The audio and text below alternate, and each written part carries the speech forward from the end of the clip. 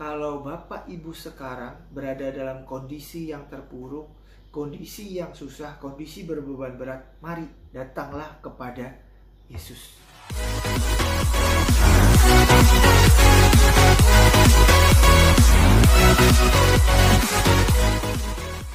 Salam anugerah.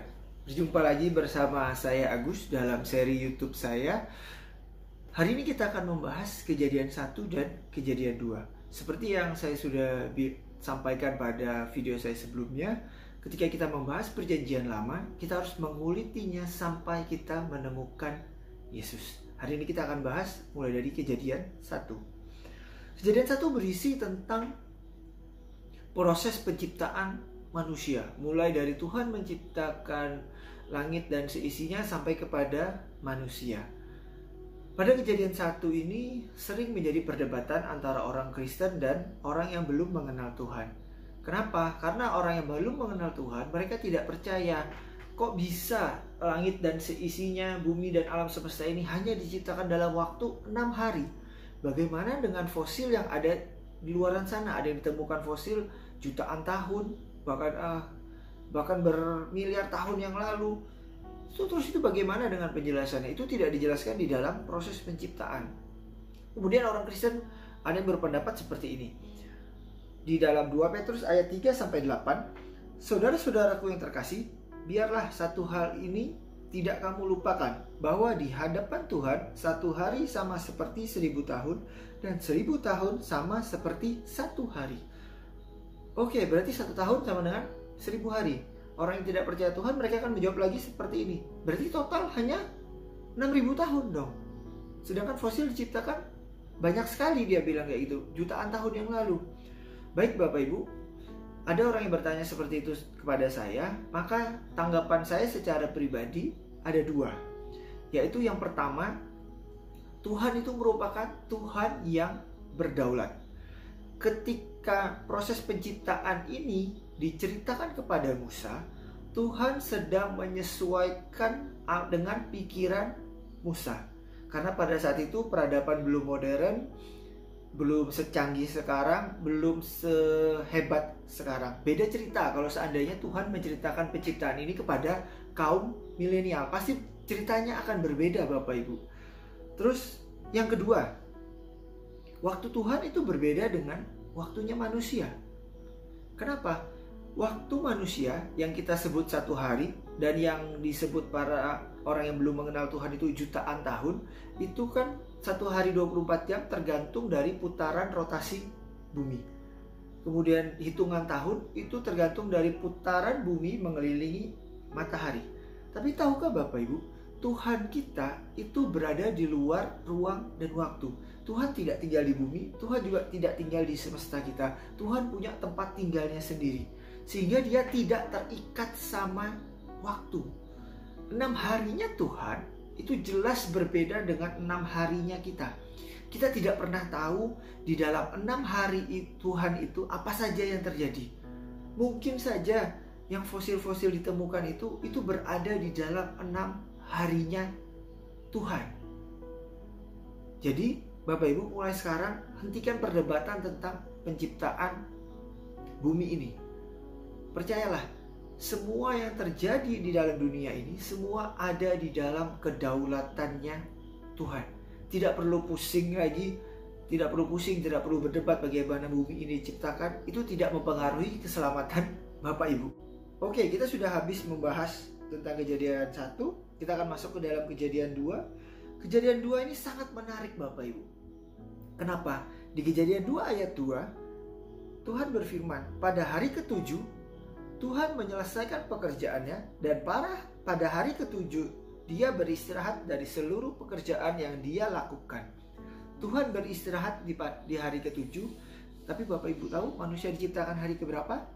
Manusia diciptakan hari ke-6. Jadi setelah manusia diciptakan, apa yang dia lakukan? Dia beristirahat bersama Tuhan.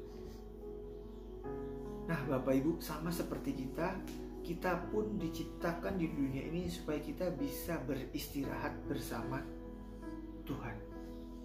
Tahukah Bapak Ibu, siapa itu hari peristirahatan kita? jelas sekali hari peristirahatan kita adalah Yesus Kristus. Dari mana kita tahu?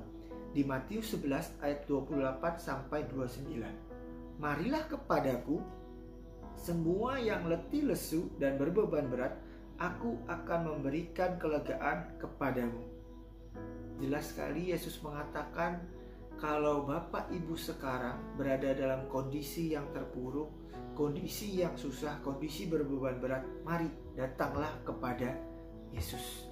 Apapun pergumulan Bapak Ibu, apapun yang Bapak Ibu rasakan mungkin di tengah pandemi seperti ini, kehilangan kepekerjaan, merasakan sakit, percayalah, datanglah kepada Yesus. Dia yang akan memberikan kelegaan kepada Bapak Ibu semua. Mungkin ada yang bilang, oh itu konteksnya tidak sesuai. Pada saat Yesus mengatakan itu, dia sedang mengatakan kepada bangsa Yahudi. Benar Bapak Ibu, pada saat itu bangsa Yahudi pun mereka merasa kelelahan, mereka merasakan capeknya melakukan hukum Taurat.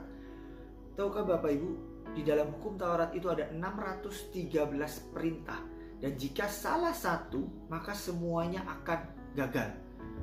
Tetapi pada zaman sekarang hukum Taurat bukan berbicara tentang 613 perintah, tetapi hukum Taurat berbicara tentang kemampuan kita, usaha kita untuk menyenangkan hati Tuhan. Percayalah Bapak Ibu, Tuhan kita itu Tuhan yang sama, Tuhan yang tidak berubah. Dia tidak bisa tambah senang, dia juga tidak bisa tambah marah, dia juga tidak bisa tambah sedih. Jadi apapun yang Bapak Ibu lakukan tidak membuat Tuhan tambah senang, tidak membuat Tuhan tambah sedih, tidak membuat Tuhan tambah marah. Yang perlu Bapak Ibu lakukan adalah cuma satu, datang kepada Yesus. Dialah tempat perhentian kita, dialah tempat peristirahatan kita. Tetapi ayat itu tidak stop sampai di situ Bapak Ibu. Ada ayat berikutnya, yaitu di Matius 11 ayat 29. Pikulah kuk yang kupasang dan belajarlah padaku, karena aku lemah lembut dan rendah hati, dan jiwamu akan mendapat ketenangan. Bapak Ibu, kuk yang dimaksud Yesus itu adalah seperti ini. Di gambar yang saya tampilkan ada sepasang lembu senior dan lembu junior. Lembu senior dipasangkan kuk di pada lehernya dan dikaitkan kepada lembu junior. Tujuannya apa? Ketika membajak sawah, lembu senior ini yang akan mengarahkan lembu junior ini kemana dia harus berjalan. Jadi ceritanya lembu senior ini yang akan mengajarin kepada lembu junior. Nah, siapa lembu senior itu? Itu adalah Yesus. Dia akan mendampingi kita menjalani hidup ini. Dia bukan Tuhan yang jauh Bapak Ibu. Dia Tuhan yang ada di dalam kita. Karena jelas sekali dikatakan ketika kita percaya kepada Yesus, Yesus ada di dalam kita dan kita di dalam Yesus. Kita menjadi satu bersama Yesus. Kita manunggal di dalam Yesus. Jadi ketika kita merasakan penderitaan, ketika kita dihina, ketika kita menderita, ketika kita sakit, Yesus pun merasakan hal yang sama. Di dalam Ibrani 4 ayat 15 sampai 16, sebab imam besar kita yang kita miliki adalah imam besar yang dapat merasakan kelemahan-kelemahan kita. Dan sama seperti kita, dia telah dicobai dalam segala sesuatu, tetapi dia tidak berbuat dosa. Karena itu marilah kita dengan penuh keberanian menghampiri tahta karunia, supaya kita memperoleh kemurahan dan mendapatkan anugerah untuk menerima pertolongan pada waktunya. Bapak Ibu, sangat jelas dikatakan kita punya imam yang dapat merasakan kelemahan-kelemahan kita. Bahkan dia sudah menderita jauh lebih menderita dari kita. Bayangkan Bapak Ibu, di kayu salib tubuhnya tercabik. Mungkin yang sudah pernah nonton Passion of the Christ, dia dicambuk dengan menggunakan 3 mata kain. Jadi begitu dicambuk, kulitnya terlepas sampai ke dalam dagingnya. Itu penderitaan yang luar biasa. Kalau Bapak Ibu dihina, tidak dianggap orang, Yesus apalagi Bapak Ibu, dia diludahi, dipukul, bahkan diarak keliling kota. Siapapun yang ingin mukul silahkan pukul, siapapun yang ingin meludahi silahkan meludahi. itu semua menggantikan penderitaan kita. Jadi Bapak Ibu, kalau Bapak Ibu sekarang masih dalam pergumulan, masih dalam penderitaan, masih dalam sakit penyakit, percayalah, datanglah kepada Yesus dan temukan damai di dalamnya.